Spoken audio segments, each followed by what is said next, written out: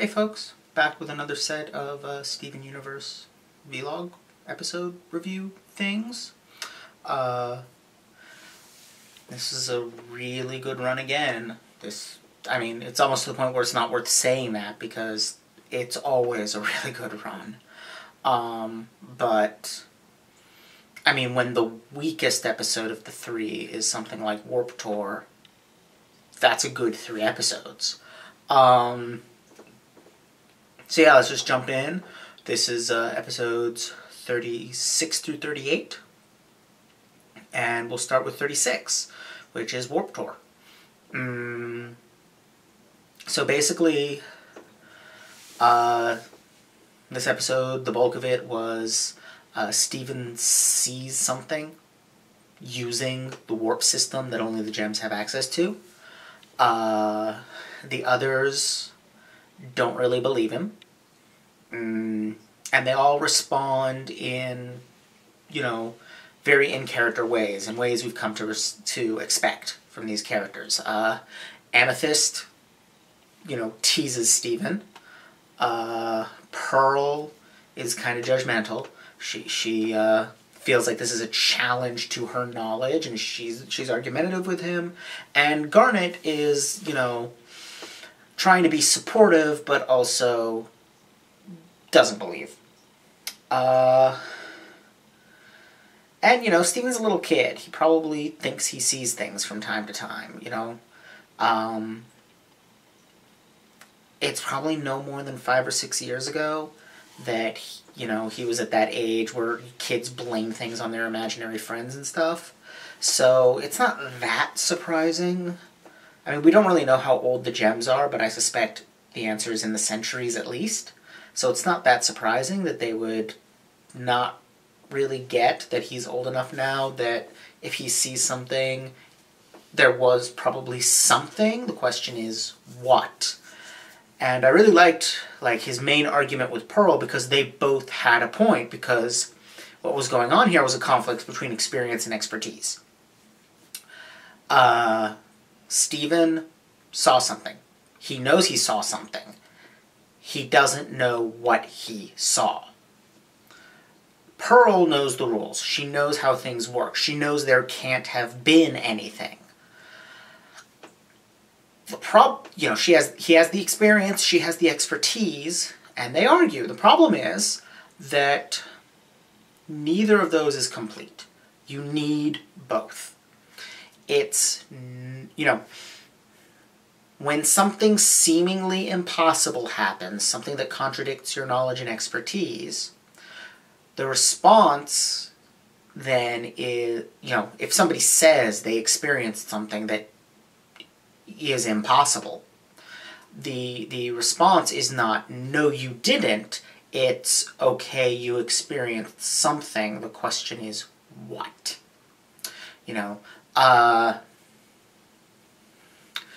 People claim to have, experienced, ghosts. And, we've spent hundreds of years looking for ghosts. We've never found any solid evidence of ghosts. Pretty solidly, anyone with expertise in these matters would tend to agree there's no ghosts. Anybody who's really looked at it, really thought about it, and realized that, we've been looking for ghosts for a long time and we've never found any, odds are good they're not there to be found. However, weird shit happens. And if somebody says that they experienced weird events, they probably did experience weird events. That doesn't necessarily mean ghosts are real. It just means the universe is strange and contains things we don't know. Which, let's face it, is a fact. The universe is strange, and we know it contains things we don't know. There's a lot of unknown out there. The key is that there's a lot of unknown out there does not translate to every wacky theory, every traditional, folk belief, etc., is true. Because those are claims to know things by people who don't. Again, expertise versus experience. You know, there's, in this episode, Pearl is right. Nothing but gems can use the system. And Steven is right. He saw something. The question then is, what are they missing? What is the thing that neither of them realizes that resolves the apparent contradiction? And the answer is, they're coming back. The other gems. Maybe this is in response to, I'm blanking on her name, Lapis Lazuli.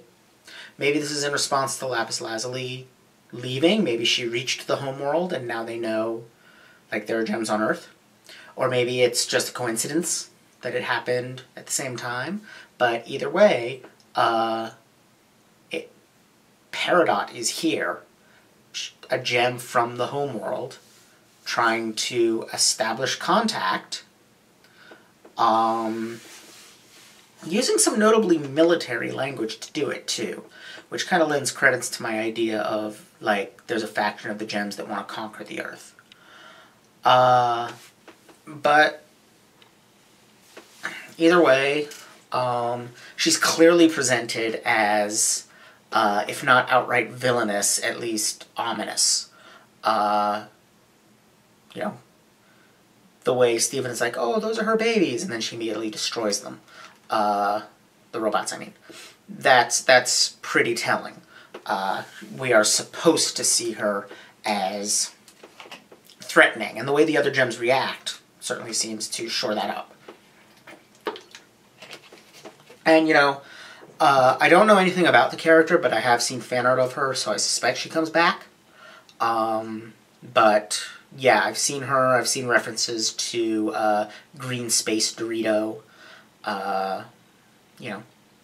So I suspect she probably comes back. I mean, the way the episode is set up, she has to come back. You don't set something like that up and then not follow up on it. Unless, like, something really weird goes on behind the scenes. Causes you to, change course. But anyway, yeah, that's Warped Tour. Brings us to the next episode, which was called, I'm blanking on the name, I'm completely blanking on the name. It's the one with Stevonnie, which was great. Alone Together. Yes. Excellent title. I will admit, the episode was a little confusing just because it was often difficult to tell whether a given line was Steve, Connie, or Stevonnie. The impression I got was that as the episode went on, it was supposed to get more confusing because they were blurring together, but it still made the motivations behind that last scene a little bit difficult to follow. But we'll get to that.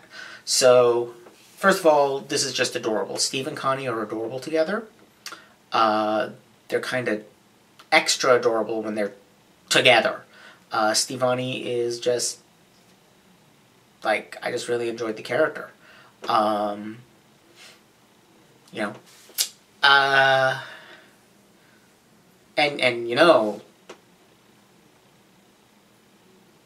This is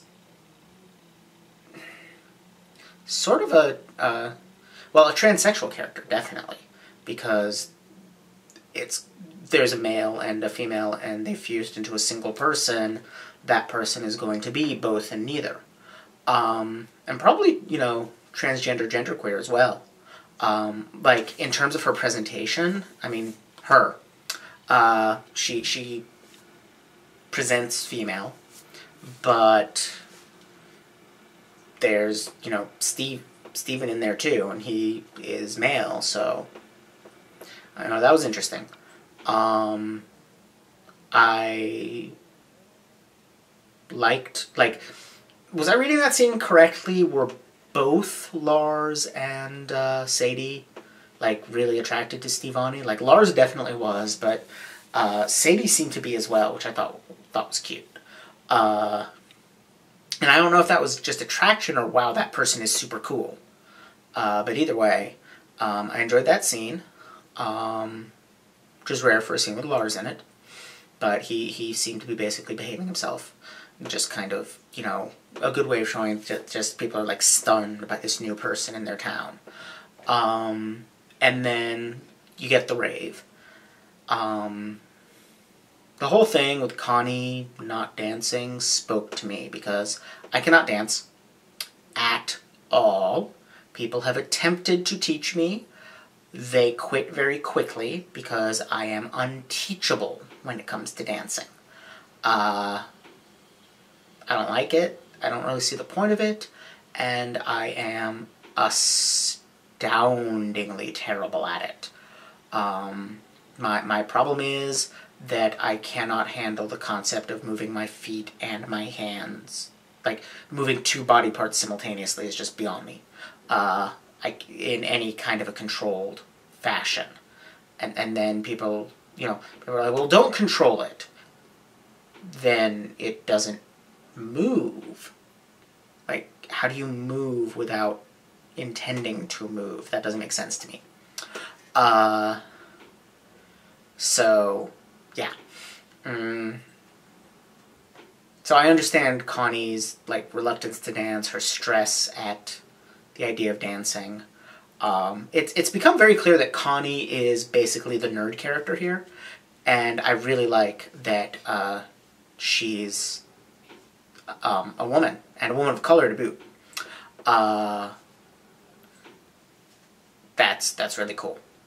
It reminds me very much, one of my big complaints about Star Trek The Next Generation, which is fresh on my mind because I've been rewatching it with Mark Watches lately, is that the character of Wesley Crusher, you know, that everybody hates, was originally supposed to be, or not originally supposed to be, but they floated during development of the series the idea of having Leslie Crusher instead, a girl. And Gene Roddenberry nixed it because his job in early TNG was to nix everything good and make it as bad as possible. That's why the series got steadily better as his control over it was reduced. Yeah, what is it with people who make sci-fi stuff and are named and have names start with G? Anyway, that's kind of neither here nor there, but the point is, I have argued that it would have been a very powerful thing to have when the nerd takeover of all fandoms everywhere was just getting started, because what basically happened was that the very white male, small c conservative end of geekery took over all fandoms in the 80s and 90s. They just conquered everything. And whereas prior to that, fandom was very much a woman-dominated space. Fan fiction still is, but back in the day, you know, every fanzine editor practically was a woman. It was a very female-dominated and female-friendly space, and it rapidly stopped being one because the, you know, grandparents of Gamergate conquered everything. And I feel like having, in a really prominent show like Star Trek, a really prominent character that was like, you know, was the stereotypical nerd, which is what Wesley Crusher was introduced as, but a girl, could have, you know, been really powerful in that moment. And even today, I think it's, you know, still got a lot of power, pushing back against that, you know, particular subset of geekery. And so I really appreciate that about Connie. Okay, side rant over. Getting back to the episode. I'll admit I think partially because of my confusion about, like, what was coming from Steven's motivations and what was coming from Connie's. I got a little confused as to why she got so, like Stevonnie got so upset at the dance. That guy whose name I forget, it was interesting how much he looked like her. But anyway, I found it I got that he was a creep, and being kind of aggressive. I mean, was it just discomfort with that? Was it... But it seemed to start before that. That, like, maybe being the center of attention... Like, not being used to being the center of attention, it wasn't as good as she had expected it to be. Or you know... I guess just feeling isolated, even in the crowd. I mean, Alone Together is the title. Which, again, is something I really understand. I, avoid environments like raves and so forth because they are intensely lonely experiences for me. I think it's just, maybe it was just introversion. Anything else to say about that episode? Garnet's face upon seeing Stevonnie was a thing of beauty. I'm glad that they, pointed it out because that was amazing. Interesting that Garnet said she doesn't have trouble fusing. That fusing is easy for her. Because, well, I could take it one of two ways, because, like I said, I'm still leaning towards the idea that one of Amethyst or Garnet is actually a fusion. And I lean more towards Amethyst, but I'm not 100%. And this kind of, like, Garnet saying, oh, fusion is easy for me, that makes sense if she's a fusion basically 24/7. Would that make fusing, like she's basically saying, well, I do it all the time, what's the big deal? At the same time, though, I could see Amethyst, Amethyst says it's hard even for us. Does she mean us, the 3 crystal gems? Does she mean us, the 2 gems that comprise her? Don't know. Really don't know. So, anyway. That kind of ties into the next episode. I noticed another hint that there are 4 gems between the 3 of them in the next episode, which was the test. And I really enjoyed this episode.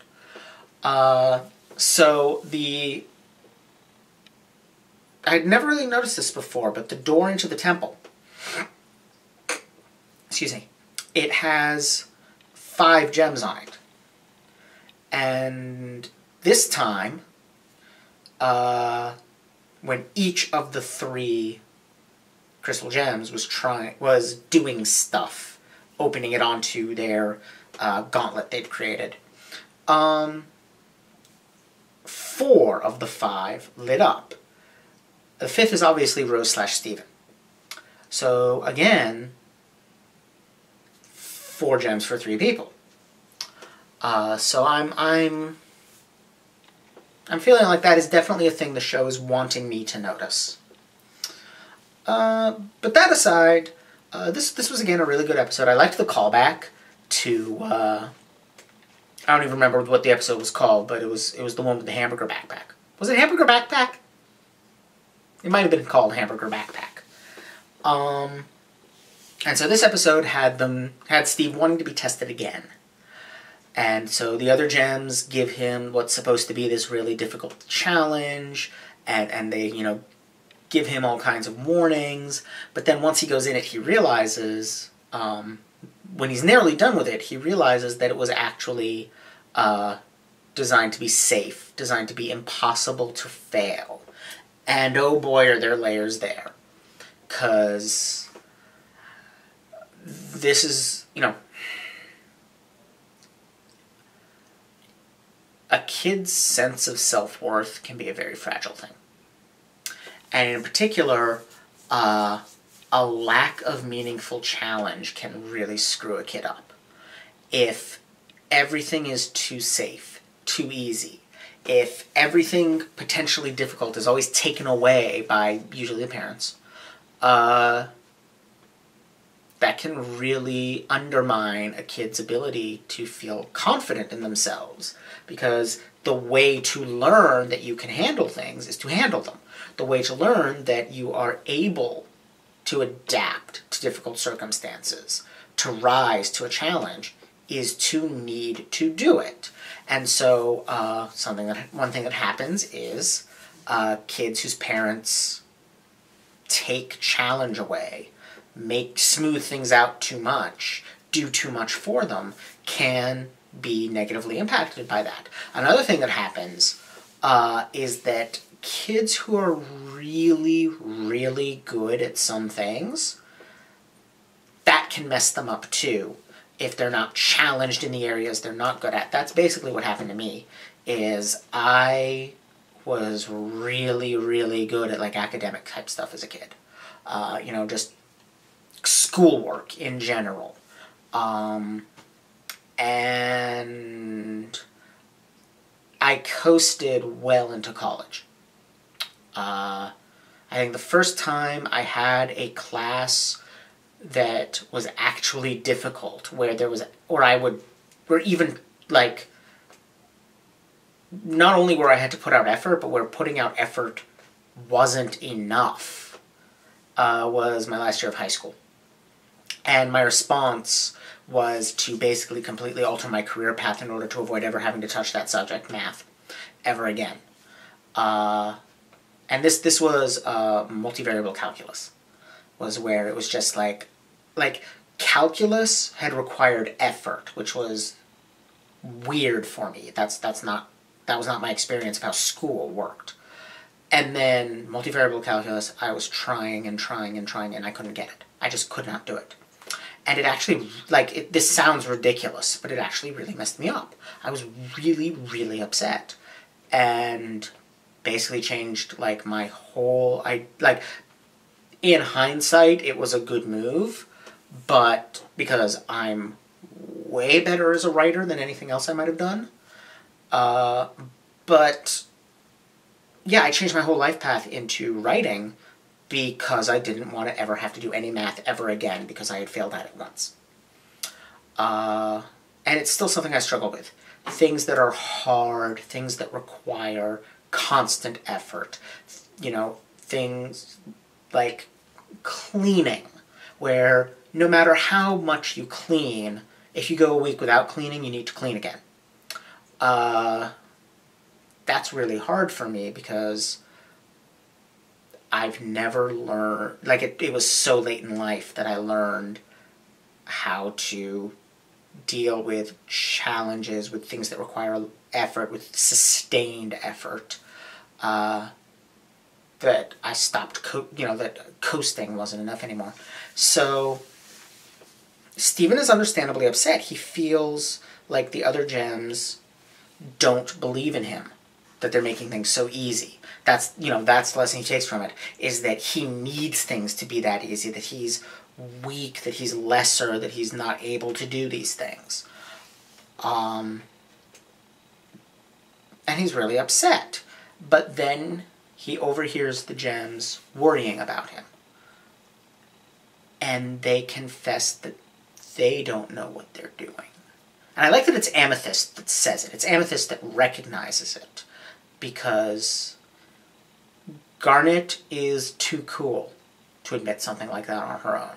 And Pearl is too anxiety-ridden to admit something like that on her own. Amethyst is the one who can do that. Amethyst is the one who can say, you know what? We're not very good at this. And they're not. They're learning. They're struggling. They're trying to figure out how to be good parents to Steven, and they don't always know because, hey, they're human. Well, not really, but they're people too. They're not perfect beings from beyond the stars.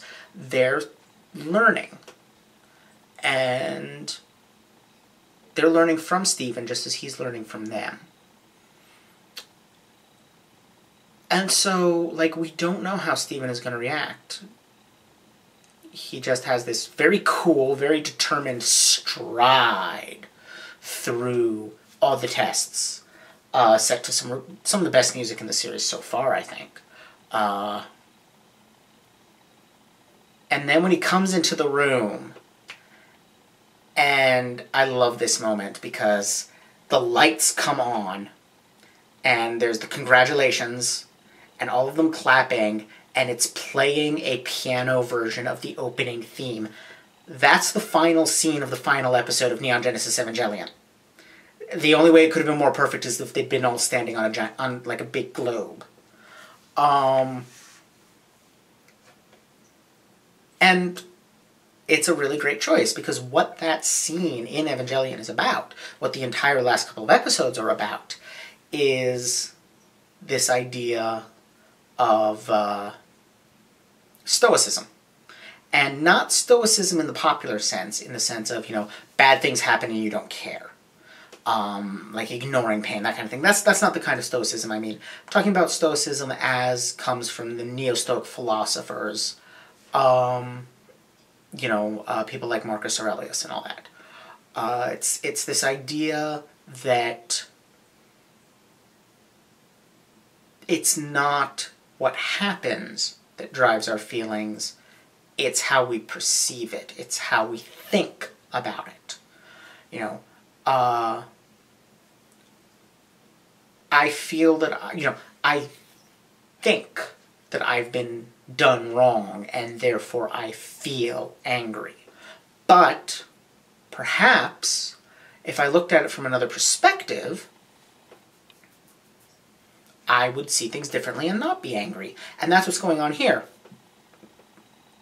Stephen felt he had been wronged, that the others looked down on him, that they were coddling him, but then he saw that actually it was because they were afraid of screwing up.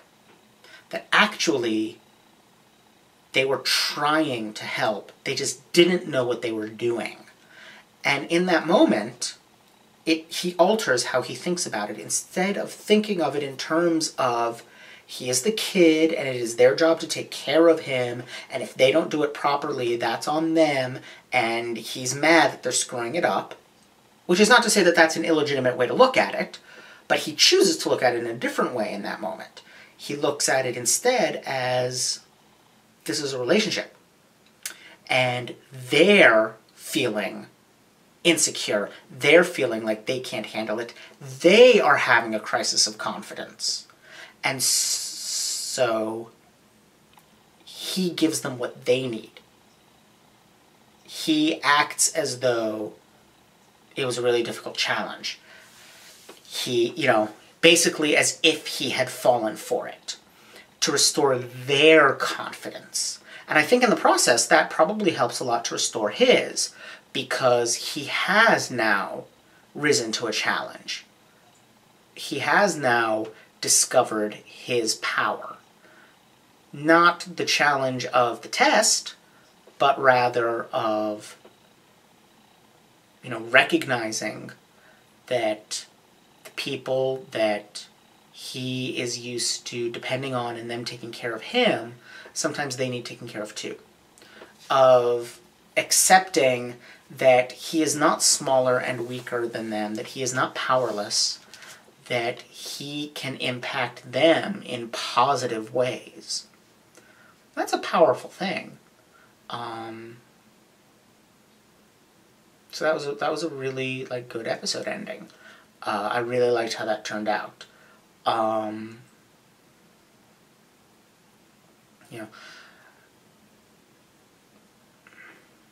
like that the gems are presented as being very real as parents.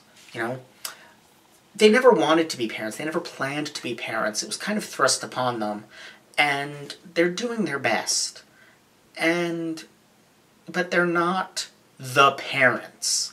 They're not, as is so often the case in cartoons or media for kids in general, they're not these distant figures that fit neatly into archetypes. They're people. They're characters. They have personalities. Garnet got really, really excited by Stevonnie. It made her really happy. She thought it was adorable. Can you blame her? Amethyst likes to tease Steven. Pearl gets into arguments very easily, including with Steven.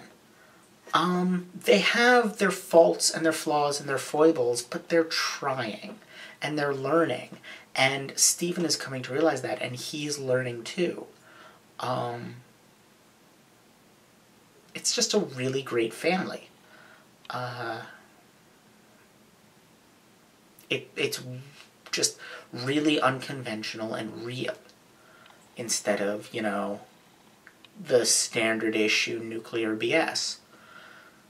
So, which is not to say that nuclear families can't be real families. Of course they can. Just nuclear families as depicted on TV are almost never real families. They're either impossibly archetypal and perfect, or, ridiculously over-the-top dysfunctional. It's nice to see a family just feels real, of people who care about each other but sometimes screw up. So A+ there. It was a really good episode and I really liked it. They were all 3 good episodes. The latter 2 much more so than Warped Tour. I have a feeling Warped Tour was probably the most talked about of the 3 because, Peridot. But, which by the way, thank you, show, for teaching me how to pronounce that. I'd always assumed it was, French or something, and it was Peridot. But Peridot, okay. I suspect that was the one that made the big splash. I suspect that was the one that people were talking about. But I really feel like, this is me. I'm more interested in character than plot. Because I've been very deep into stories for a very long time, and plot just isn't that interesting after a while. Plot is interesting as a vehicle by which to deliver characters and themes. Most of the time. It's very rare to get a plot that is so novel and so interesting that it can stand on its own. Oh, and spectacle too. Spectacle can be fun.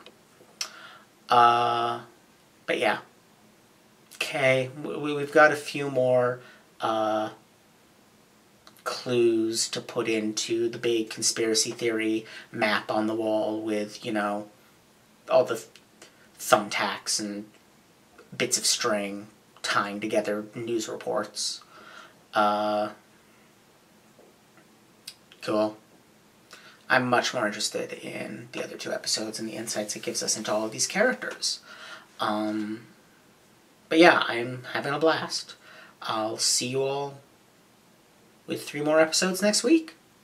Thanks.